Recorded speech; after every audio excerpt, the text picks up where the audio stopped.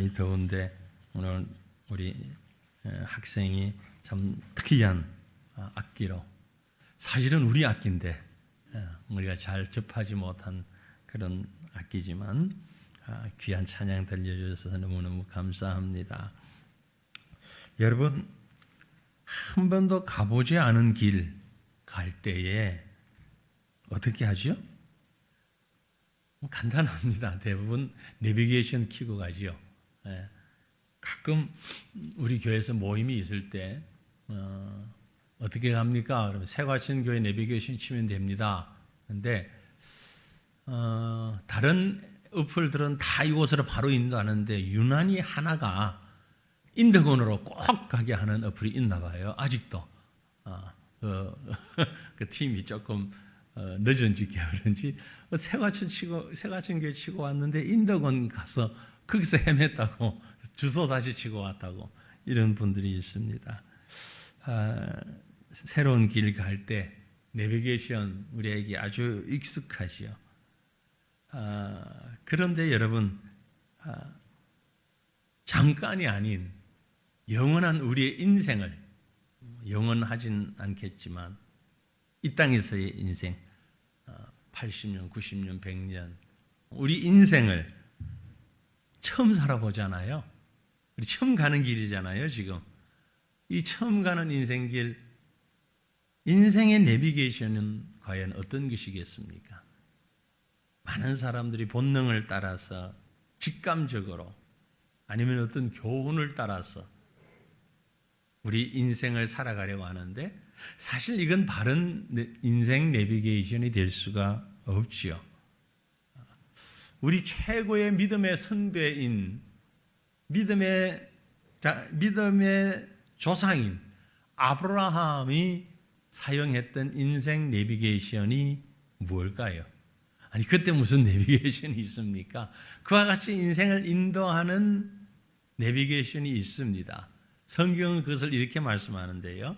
우리가 잘 아는 창세기 12장 4절에 보면 이 아브라함이 여호와의 말씀을 따라갔고, 내비게이션 키면 이름도 얼굴도 성도 모르는 여인의 음성을 따라가잖아요. 대부분 그 어떤 남자 음성도 있고 뭐 사투리도 있고 여러 가지 있는데, 아무튼 그 기계에서 나오는 자의 음성을 따라가잖아요. 아브라함의 내비게이션은 여호와의 말씀을 따라갔다. 그러니까 조카인 롯도 아브라함과 함께 갔고, 그때 아브라함이 하란을 떠날 때 75세였다. 75세가 되어서도 내비게이션 따라서 갔다라는 얘기입니다. 아무리 다녀도 방향을 잃지 않는 아브라함에게는 여호와의 말씀이라고 하는 특수 내비게이션이 있었습니다. 그럼 우리는 어떻습니까? 우리는 어떻습니까? 오늘 우리가 읽은 말씀을 보니 바로 이 말씀을 하고 있습니다. 우리 각자가 자신의 처한 현실을 믿음의 눈으로 바라보면서 그리스도인의 삶의 철학을 말한 바울, 이제 좀 더 구체적으로 빌립보 교회 성도들을 향하여서 이렇게 살아라, 이렇게 살아라, 이렇게 살아라라고 당부하면서 무엇라고 말씀하는 거 하니까 복음에 합당하게 살아라라고 말씀합니다. 복음에 합당하게 살아라. 이 복음에 합당하게라는 말을 좀 더 쉬운 말로, 복음에 합당하게는 좀 막연하잖아요, 그죠? 근데 좀 쉬운 말로 어디 없을까? 찾아보니까 NASB라는 영어 성경이 있습니다. 영어 성경 많이 여러 번 있다고 제가 추천을 말씀드리는데, 잘 우리가 보지 않는데 사실은 미국 젊은이들이 많이 본다 그래요. NASB, New American Standard Bible. 한국말로 하면 뭐죠? 신영역본, 뭐 그렇게 볼 수 있는데, NASB에 보면은 여기에 복음에 합당하게 생활하라라는 이 부분을 in a manner worthy, 합당하게라는 말을 그렇게 얘기하고 있습니다. Only conduct yourself in a manner worthy of the gospel of Christ. 우리의 익숙한 단어가 있어서 제가 이 얘기를 인용을 했어요. 뭐죠? manner. 우리 manner라는 말 잘 쓰죠. 사람이 좀 매너 있게 굴어. 왜 그래 매너가 없어? 이게 기본적인 매너야. 바로 그때 사용하는 매너라는 말이거든요. 합당하게, 복음에 합당하게라는 말은 복음에 맞는 매너, 예법 혹은 태도 뭐 이런 얘기입니다. 신앙인으로서 복음에 맞는 신자의 매너가 있다 이 말이에요. 신자의 매너. 신자는 누굽니까? 우리는 복음을 믿고 그 복음의 비밀을 소유하고 복음의 영원한 약속을 소망하고 사는 사람들인데 이 복음을 가진 자들은 그렇지 않은 자와 다른 매너가 있어야 되는 거예요. 태도가 있어야 되는 거예요. 자, 그러면 예수 믿는 사람과 예수 안 믿는 사람은 어떤 차이가 있죠? 주일날 교회 오고 안 가고 그것만 있습니까? 아니잖아요. 불신자들과 함께 섞여 서 있을 때에 구체적으로 우리 무엇이 다릅니까? 성도, 거룩한 사람, 구별된 사람이라는 사람들은 불신자들과 세상에서 섞여 있을 때 일상적인 우리 삶 속에서 무엇이 어떻게 달라야 하는가라는 얘기입니다. 이것이 바로 영적인 매너입니다. 그 영적인 매너가 복음에 합당한 삶이다 라는 말의 뜻입니다. 복음에 합당하게. 얼마나 헌금했냐, 얼마나 전도했냐, 얼마나 예배 빠지지 않는 예배를 드렸냐. 물론 그것도 중요한데 그 이상의 성도의 매너가 있어야 된다라는 거죠. 합당한 생활, 복음에 합당한 생활. 아버지로서, 어머니로서, 자녀로서 각자의 위치에서 합당한 생활이 있잖아요. 교회 안에서도 마찬가지입니다. 목사로서, 장로로서, 집사로서, 성도로서, 교사로서 합당한 말과 행동과 책임과 사명이 있죠. 그래서 어떤 그 목회학 책에 보면 그런 가르침이 있습니다. 목사가 되기 전에 한 사람의 성도가 되고 성도가 되기 전에 한 사람의 인간이 되어야 된다. 아주 뭐 틀리지 않는 분명한 말씀이죠. 그럼 오늘 우리가 읽은 이 성경 본문 말씀에서 성도에 마땅한 합당한 모습, 복음에 합당한 모습, 매너 있는 성도의 모습은 어떤 모습인가? 이 아침에 우리가 그것을 조금 생각해 보려고 합니다. 먼저 말씀해 보니 협력하는 생활을 말씀하고 있습니다. 성도는 잘 협력해야 됩니다. 협력이 잘 돼야 돼요. 금방 본 27절 말씀인데요. 본문 27절. 오직 너희는 그리스도의 복음에 합당하게 생활하라. 그리고 이어서 하는 말씀이 이는 내가 너희에게 가보나 떠나 있으나 너희가 한 마음으로 서서 한 뜻으로 복음의 신앙을 위하여 협력하는 것과 라고 말씀했습니다. 협력하는 것. 어차피 하나님이 사람을 만드실 때 혼자는 살 수 없도록 만들었어요. 그렇죠? 함께 살게 만드셨습니다. 협력하며 살게 만드셨습니다. 그렇기 때문에 혼자서는 아무리 살려고 발부동을 쳐봐도 나는 자연인이다. 그러고 사는 것, 그것도 사실은 혼자 사는 건 아니죠. 누군가의 도움에 의해서 알게 모르게 협력하며 사는 것인데 인간은 정상적인 삶을 살기 위해서 협력하며 살게 되어 있습니다. 본문 27절이 바로 그걸 선명하게 말씀합니다. 어떻게 협력해야 되느냐? 한 마음으로. 자기 개인의 생각이나 마음보다는 하나의 마음, 통일된 마음. 누구 마음으로 통일돼야 됩니까? 내 마음대로? No. 당신 마음대로? 아닙니다. 예수님 마음으로 가장 적절하게 한 마음이 될 수가 있는 것이죠. 한 마음으로 서서. 왜 서서라고 표현을 했습니까? 앉은 자리보다 서 있는 자리가 열정과 적극성을 의미합니다. 군인과 같은 열정으로 적극적으로 기다리는 자가 아니라 찾아가는 자로 누구 보고 나에게 오라고 날 따라오라고 아니라 내가 맞춰가는 내가 적극성을 가지고 한 마음으로 그리고 한 뜻으로 뜻이 다를 수 있습니다. 서로 뭐 옳고 그름을 떠나가지고 뜻이 다를 수 있어요. 그러나 그 뜻이 하나가 되게 만드는 거죠. 무엇을 위해서? 복음의 신앙을 위하여서. 복음의 신앙을 위하여서 한 마음으로 적극적으로 한 뜻으로 협력하는 것. 이게 바로 성도의 가장 기본적인 매너다 그 말이에요. 예수 믿는다 그러면서 신자라 그러면서 자기 뜻, 자기 고집, 자기 생각 물론 옳을 수 있어요. 다른 사람보다 뛰어날 수 있어요. 그러나 그것 가지고 주장하는 게 성도다운 모습, 복음에 합당한 모습 아니다라는 얘기입니다. 왜요? 왜 때로는 억울하고 때로는 부담스러울 만큼 성도라는 것 때문에 왜 그래야 됩니까? 이유는요, 같은 빌립보서에서 확정적으로 말씀하십니다. 3장 20절에 기록하기를 우리의 시민권은 하늘에 있는 자라. 거기로부터 구원하는 자 곧 주 예수 그리스도를 기다리기 때문이다. 우리의 시민권은 하늘에 있으니까 땅에서 이것저것 고집할 필요가 있다 없다? 없다라는 얘기야. 우리 본적은 어디다? 하늘이다.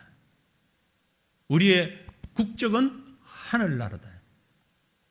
이 땅에서 뭐 이렇다 저렇다 얘기해봐야 주장해봐야 잠시 잠깐 어떻게 달라질 줄 모르지만 우리의 본적은 하늘나라다. 지금 우리나라 한 곳에서 세계 잼버리 대회가 열리고 있다고 그러죠. 여러 나라의 수많은 나라 청년들이 아이들이 와서 야영을 하면서 즐기고 뭐 무더위에 너무너무 고생한다는 말도 있고 또 한쪽에서는 즐겁게 잘한다는 말도 있고 뭐 어느 가보면 알겠습니다만 아무튼 그들이 이런저런 불편함이 있을 거예요. 분명히 있을 거예요. 야영을 하니까 뭐 모기도 있고 뭐 샤워하는데도 문제고 화장실도 문제고 여러 가지 문제가 있어요. 그러나 그것이 계속되지는 않습니다. 그러니 아무튼 거기서 그 기간 동안만 살아남으면 되는 거예요. 그게 스카웃 아닙니까? 야영에서 살아남는 거죠. 요즘 말하면 야생에서 살아남기. 그러고 난 뒤에 어디에 갑니까? 각자 자기 집으로 다 가요. 각자 자기 집 간다고요. 마찬가지로 우리는 지금 우리 인생을 여기서 야영하고 있는 것처럼 살고 있단 말입니다. 그러니까 우리는 우리의 시민권은 하늘에 있어요.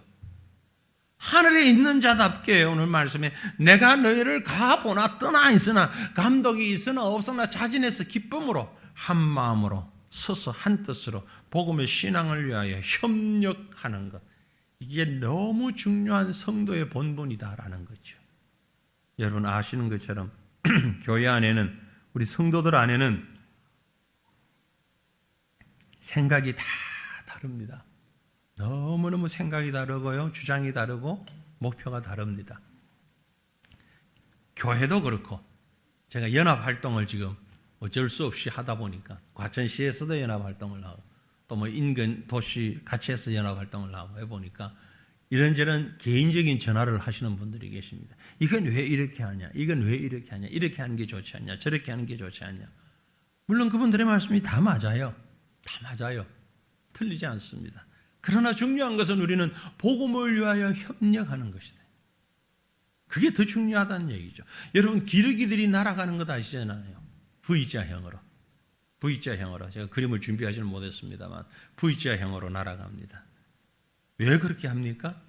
공기 저항을 줄이기 위해서죠. 본능적으로 뭐 기러기들이 과학을 알겠습니까? 수학을 알겠습니까? 하지만 살다 보니까 본능적으로 V자형으로 가는데 공기 저항을 50%나 줄인다 그래요.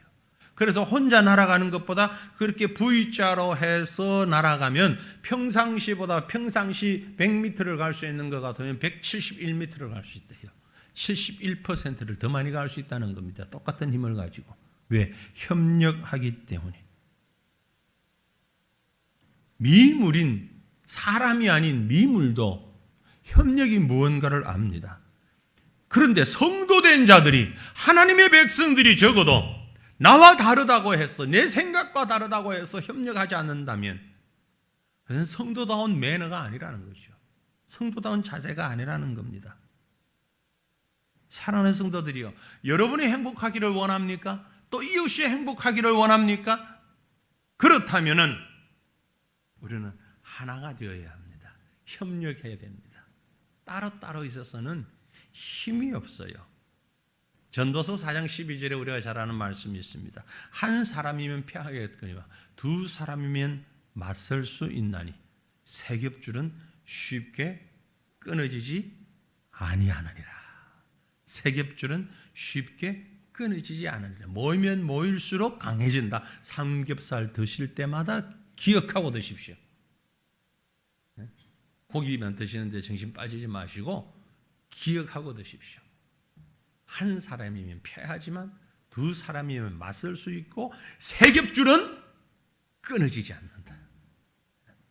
그만큼 함께가 중요하다는 것입니다. 이것이 성도입니다. 아니 왜 성도라고 일방적으로 그렇게 협력해야 합니까? 불신자도 있는데 아니요, 성도가 더 복음을 가지고 있기 때문에 그렇습니다. 복음이라는 게 뭡니까? 삼위일체 하나님의 협력으로 이루어진 것이 복음의 구원임을 우리는 믿습니다. 그러므로 서로의 생각과 마음과 기준이 가치가 다르다 할지라도 복음의 신앙을 위하여서 협력하는 이 말씀 앞에 겸손히 자기 자신의 것을 내려놓는 저와 여러분 되시기를 주님의 이름으로 축원합니다. 다음으로 본문에 보면 두 번째로 두려워하지 않는 생활을 해야 합니다. 두려워하지 않는 생활. 28절입니다. 우리 같이 한번 읽어볼까요? 무슨 일이든지 대적하는 자들 때문에 두려워하지 아니하는 이 일을 듣고자 함이라. 이것이 너희에게는 그들에게는 멸망의 증거요 너희에게는 구원의 증거니 이는 하나님께로부터 난 것이라. 아멘. 자, 이 말씀에서 성도의 별명을 하나 만들 수 있습니다. 성도는 어떤 별명이 가질 수 있습니까? 겁 없는 사람들. 성도라는 말은 다른 말로 겁 없는 사람들이에요. 무슨 일에나 대적하는 자들 때문에 두려워하지 아니하는 이것이, 두려워하지 아니하는 이것이 어떤 일이나 아무 일에나 이것은 영적인 일뿐만이 아니고 육적인 일도, 경제적인 일, 자녀의 일, 직업의 일, 모든 일들을 두려워하지 않아야 하는데 무엇 때문에? 대적하는 자들 때문에 두려워하지 아니하는. 대적하는 자가 누굽니까? 바로 사탄이에요. 사탄은 언제 어디서나 어떤 모습으로나 위장되어서 우리를 대적합니다. 왜? 사탄은 영적 존재이기 때문에 그렇습니다. 우리와는 다른 존재죠. 그 사탄이 우리의 믿음을 방해하기 위하여서 이 모양 저 모양으로 대적해 올 때에 사랑하는 성도들이여 두려워하지 마시기를 바랍니다. 저와 여러분은 겁 없는 사람들입니다. 아직도 두려우십니까? 믿음 위에서 두려워하지 마시기를 바랍니다. 모든 일에 두려워하지 말라. 두려워하지 않는 것이 무슨 증거다? 구원의 증거다. 구원의 증거다. 예수 믿지 아니하는 자들에게는 멸망의 증거이지만 믿는 자들에게는 구원의 증거다. 더 이상의 생명이 없기 때문에 매사에 두렵고 불안할 수밖에 없는 것입니다. 그게 바로 불신자의 모습이에요. 이 세상으로 끝나거든요. 더 이상 생명이 어찌 될지 모르는 것이거든요. 황천길을 간다는데 그 황천길이 어딘지를 모릅니다. 황천길이 어딘지 몰라요. 그래서 황천길이라는 겁니다. 좀 다른 말이지만 여러분 혹시 누구 가까운 분 이 세상을 떠났을 때 조문할 때에 조금 또 어떤 경우에는 화환을 보내거나 뭐 이러는 경우가 있잖아요. 예수 믿는 사람이 결코 쓰지 말아야 되는 용어가 뭡니까? 뭐예요? 많이 쓰는 거. 명복을 빕니다. 명복을 어떻게 빌어요? 그런 말 쓰지 마세요. 명복을 빕니다. 차라리 섭섭합니다. 서운합니다. 그렇게 쓰는 사람은 없지만 우리가 명복을 빈다는 얘기는 황천길을 가는데 어디를 가는지를 모르지만 아무튼 잘 가라 그 말이에요. 그래서 좋은 데 가라는 얘기예요. 아니에요. 그분이 예수 믿는 자라면 천국에서 만납시다. 얼마나 멋진 말입니까? 천국에서 만납시다. 부활의 그날 다시 기쁨으로 만납시다. 예수 믿지 않는 자라면 또 다른 표현을 할 수 있겠죠. 수고하셨습니다. 귀한 삶을 기억하겠습니다. 이렇게 좀 새로운 말들을 좀 생각하시면서 하면 좋겠는데 무조건 명복을 빕니다. 너무 성의 없이 보이잖아요. 그죠? 네. 만약 믿지 않는 자라면 더 많은 말들을 할 수 있을 거예요. 믿는 자라면 또 더 많은 말들을 할 수 있을 것이고. 왜냐하면 우리에게는 두려움이 없어요. 두려움이 없어요. 여러분 가만히 보세요. 믿지 않는 사람들, 무속인들, 불신자들, 사주, 팔자, 점, 궁합, 토정, 비결 거기에 얽매여 있는 사람들은 한결같이 베이스가 뭔가 하니 두려움입니다. 어떻게 해야 이 두려움에서 이길 수 있을까? 벗어날 수 있을까에 발버둥 치고 있는 것이 그들이 하는 일입니다. 반면 신자는 뭐예요? 그런 두려움이 우리에게는 더 이상 없다는 것입니다. 없다는 것이에요. 우리는요, 모든 일에 있어서 너무 분명한 확신을 가지고 그 확신을 가지고 있기 때문에 감사한 거예요. 감사한 거예요. 우리 오늘 아마 영상으로 예배 드리실 것 같은데 조상래 장로님 수술 성공적으로 하시고 잘 회복 중에 계신데 수술하시기 전에 엄청 아프셨던 거예요. 본인이 표현한 것보다 더 아팠던 것 같아요. 근데 의사가 생각해 이렇게 많이 아프셨을 텐데. 근데 신방 가서 예배드리니까 뭐라 하시는 줄 아셔요? 너무너무 감사하대요. 왜 그렇습니까? 너무 배가 아픈데 예수님이 나를 위해서 창에 찔리신 걸 생각하니까 이것보다 더 아팠을 것 아니냐 그 생각하니까 너무 감사하대. 아니 지금 아파 죽겠다 소리 해도 시원찮을 판에 너무 아프대요. 너무 아픈데 예수님 나를 위해서 찔리신 걸 생각하니까 감사됩니다. 이게 성도입니다. 이게 믿음이에요. 네? 그렇잖아요, 여러분. 누구나 불평할 수밖에 없는데 감사할 수 있는 것. 이게 믿음의 용기입니다. 왜 그렇습니까? 우리에게는 영원한 생명이 있기 때문이에요. 영원한 생명이 있어요. 영원한 생명. 두려워하지 마시기를 바랍니다. 성도는 누구다? 겁없는 사람들이다. 겁없는 사람들.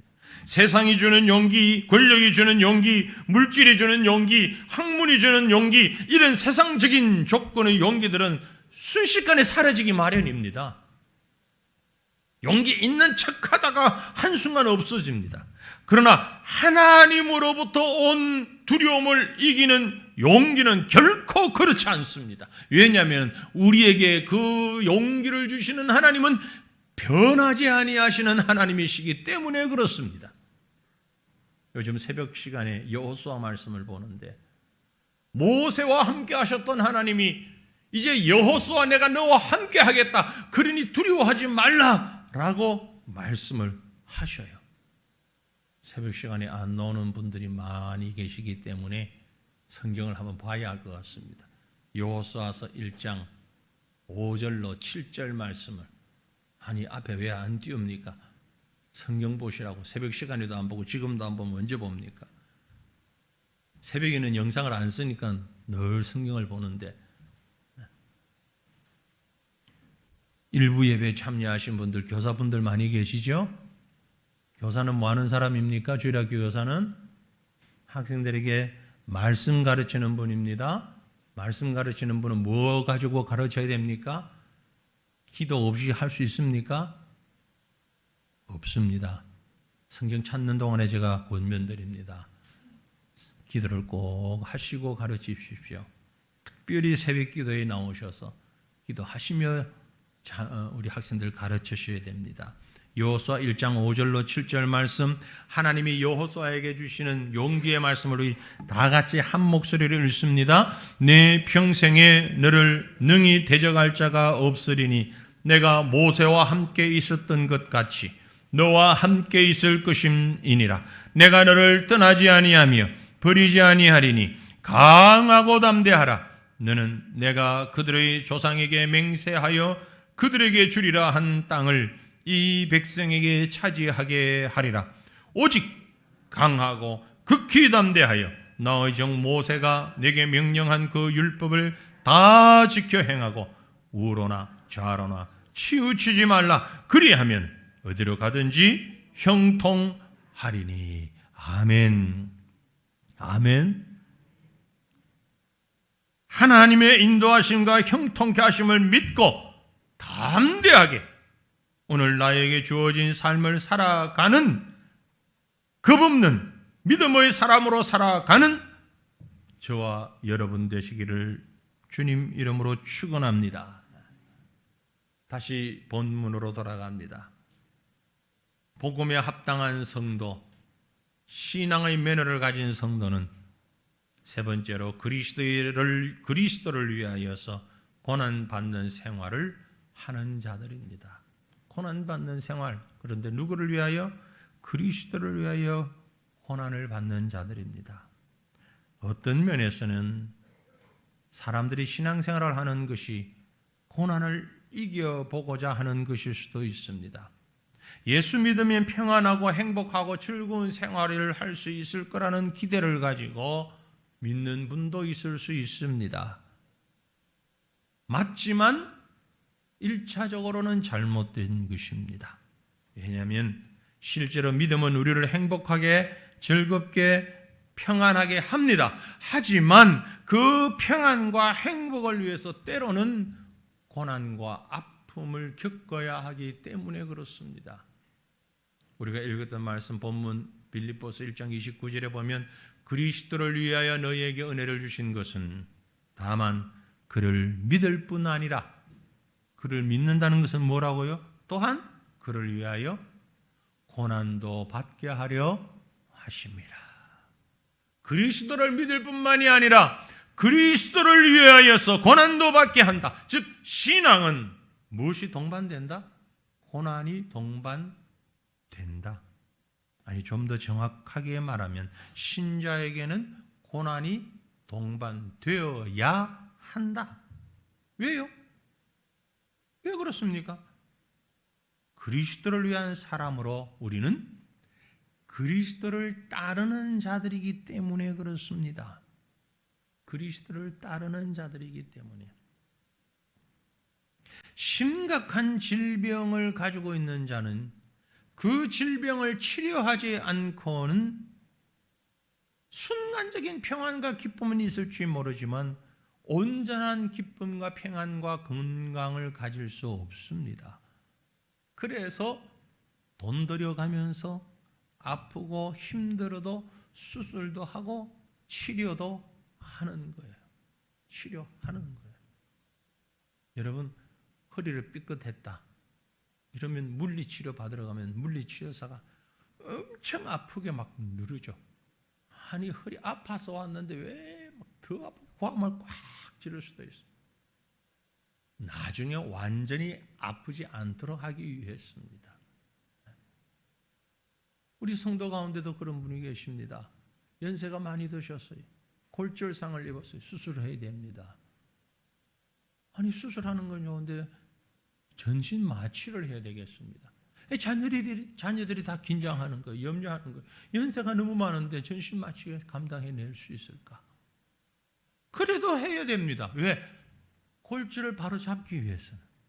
바로 잡기 위해서 과정으로서 그쳐야 하는 그 위험과 고난을 감수하는 겁니다. 수술실 들어가고 난 뒤에 자녀들이 얼마나 마음이 아팠을까요? 제가 전화를 드리더니 목사님 아직 안 나옵니다. 아직 안 나오십니다. 분명히 끝나는 시간 의사가 말씀하신 끝나는 시간이 지났는데도 계속 수술 중이랍니다. 왜 안 나오시는지 모르겠습니다. 너무너무 불안해하시는. 한참 지난 다음에 나왔습니다. 목사님 이제 나오셨습니다. 전화가 왔어요. 아직 안 나오십니다라고 말씀하실 때하고 이제 나오셨습니다라고 말씀하실 때하고 톤이 완전히 달라요. 그 위험을 왜 감수합니까? 완전한 치료를 위해서. 성도가 받는 고난은 바로 그런 고난입니다. 완전한 평화를 위한 고난입니다. 회복을 위한 고난입니다. 이런 의미에서 예수님은 우리로 하여금 정말 화들짝 놀랄만한 말씀을 주셨어요. 이 말씀을 듣고 놀라지 않으면 이상한 사람이에요. 너무 믿음 좋거나 너무 믿음 없거나 둘 중에 하나입니다. 예수님 무슨 말씀 하셨길래요? 마태복음 10장 34절에 이런 말씀 하셨어요. 내가 세상에 화평을 주러 온 줄로 생각하지 말라. 누구 말씀이라고요? 예수님이 하신 말씀이에요. 내가 세상에 화평을, 평화를 주러 온 줄로 생각하지 말라. 화평이 아니요 뭘 주러 왔다? 칼을 주러 왔다. 검을 주러 왔다. 칼을 주러. 전쟁을, 아픔을 주러 왔다. 평화가 아닌 검을 주러 왔다. 무슨 뜻입니까? 믿음은 고난과 함께 한다라는 말씀입니다. 그래서 우리가 좀 전에 읽었던 본문 29절 말씀에 그 뜻을 새기면서 우리 다시 한번 29절 같이 읽어볼까요? 그리스도를 위하여 너희에게 은혜를 주신 것은 다만 그를 믿을 뿐 아니라 또한 그를 위하여 고난도 받게 하려 하심이라. 아멘. 아까보다는 아멘 소리가 좀 더 컸으면 좋겠는데. 그리스도를 위하여 고난도 받게 하려 하심이라. 여러분 두려우십니까? 이런 고난이 싫으십니까? 하지만 진정한 그리스도인은 고난을 두려워해서는 안 됩니다. 왜냐하면 고난은 우리를 만들어가는 증거고 또 내가 진정한 그리스도인이 되었다는 증거이기 때문에 그렇습니다. 고난이 무슨 증거가 됩니까? 주님이 말씀하셨어요. 요한복음 15장 18절로 19절에 세상이 너희를 미워하면 너희보다 먼저 나를 미워한 줄 알라. 너희가 세상에 속하였더라면 세상이 자기 것을 사랑할 것이나 너희는 세상에 속한 자가 아니요 도리어 내가 너희를 세상에서 택하였기 때문에 세상이 너희를 미워할 것이다. 세상의 미움을 받아 보십니까? 보셨습니까? 받고 계십니까? 감사하시길 바랍니다. 세상이 여러분을 전혀 미워하지 않습니까? 너무 좋아합니까? 회개하셔야 됩니다. 우리는 세상과는 다른 사람입니다. 누구를 위한 고난요? 그리스도를 위한 고난. 그리스도를 위한 고난. 나를 위한 고난은 나의 생명이 끝나는 날 그 열매도 끝납니다. 하지만 그리스도를 위하여 받는 고난은 그 생명이 끝나는 순간부터 열매가 시작됩니다. 19세기를 살았던 악마의 바이올리스트 누구죠? 어제 왔던 집사님이 그 말씀하실래 제가 깜짝 놀랐는데 19세기의 이탈리안 출신의 악마의 바이올리스트 파가니니 그런 사람이 있습니다. 파가니니라는 사람. 이분이 엄청난 유명한 바이올린을 가지고 연주를 했는데요. 그 바이올린을 제가 여러분에게 보여줄 수는 없고 사진으로만 보여드릴게요. 사진으로만. 과르니에르 델 제수라고 하는 이런 바이올린입니다. 과르니에르는 이 바이올린을 만드는 사람이에요. 1600년대 후반, 1700년대에 수작업으로 바이올린을 만들잖아요. 근데 지금 여러분이 보고 계신 이런 악기가 이 과르니에르라고 하는 사람이 만든 악기가 명품 악기인데 전 세계에 지금 한 120대 정도 있는데 그 중에서도 최고가 델 제수라고 하는 바이올린이라고 하는데 피가니니가 이 악기를 가지고 연주를 해서 그렇게 유명하답니다. 근데 이 악기가 지금도 있어요. 어디에 있냐면은 스위스 제네바 박물관에 있답니다. 근데 해마다 이 파가니니를 기념하면서 파가니니 국제 바이올린 콩쿠르가 열린다고 그래요. 그런데 2015년에 거기서 우승한 사람이 한국 사람이에요. 여기서 우승한 사람에게는 이 바이올린을 한번 연주할 수 있는 기회가 주어진다는데 그 한국인이 이 바이올린을 연주할 때 경험을 그렇게 얘기합니다. 평상시 연습 못하고 연습을 할 수 있는 시간이 4시간이 딱 주어지는데 그 4시간 연습할 때는 경호원이 4명이 딱 서 있답니다. 옆에. 사람 때문이 아니고 악기 때문에. 그리고 연습 끝나면 바로 가져간대요. 연주할 때도 연주자는 활만 가지고 무대에 올라가면 경호원이 하얀 장갑 끼고 이 악기를 딱 이렇게 들고 나온대요. 그러면 무대에서 연주하고 나면 경호원이 다시 와서 그 악기를 가지고 간대요. 아니, 바이올린 하나가 도대체 얼마길래? 여러분 사실래요? 이 바이올린이 제가 적어놨는데 우리같이 이 바이올린 가격이요 어마어마하더라고요. 제가 적었는데 약 170억 정도 돼요. 현재 우리 돈으로. 현재 우리나라 돈으로 117억 여기 있습니다. 900만 달러, 117억 바이올린 한 대. 그러니 경호원들이 들고 다닐만 하잖아요. 왜 그런가? 근데 이 학자들이 연구를 좀 했답니다. 왜 이 바이올린이 그렇게 소리가 아름다운가? 나무 때문이죠, 나무. 바이올린은 나무로 만들잖아요. 그죠? 근데 나무 때문인데, 특별히 1600년대 후반에서 1700년대 초반에 만들어진 악기가 거의 명품 악기가 많다는 거예요. 그래서 참 이상하다. 그래서 미국의 두 대학의 연구팀을 만들어가지고 연구를 해봤더니 1600년대 후반부터 1700년대 초반 사이에 태양 흑점이 불규칙하면서 기상 변화가 일어났을 때요. 지금 우리가 기상 변화가 일어난 것처럼 그래서 평균 기온이 약 2도 가량 낮아버렸답니다. 그러니까 알프스 산맥 같은 곳에 평균 기온이 그렇지 않아도 낮은데 2도 정도 더 낮으니까 그때에 자랐던 나무들을 가지고 악기를 만드니까 바이올린도 그렇고 첼로도 그렇고 그때 사용된 나무는 전부 명품으로, 물론 악기를 만든 사람의 솜씨도 달리 있겠지만 그 어느 시대보다 그 기간에 명품 악기가 많이 나온 이유가 나이테가 거의 안 보일 만큼 좁다는 거죠. 나무들이. 왜? 혹독한 추위를 지나왔기 때문에. 제가 좀 장황한 설명을 드린 이유는 이 혹독한 추위와 아픔을 견딘 무생물체인 나무도 명품이 될 수 있다는 거죠. 사람은 왜 아니겠습니까? 모세가 이스라엘 백성을 인도하기 위하여서 미디안 광야에서 40년 훈련을 받았습니다. 다윗이 왕으로 이스라엘을 다스리기 위하여서 광야에서 죽을 뻔한 일들을 수없이 겪으면서 훈련을 받았습니다.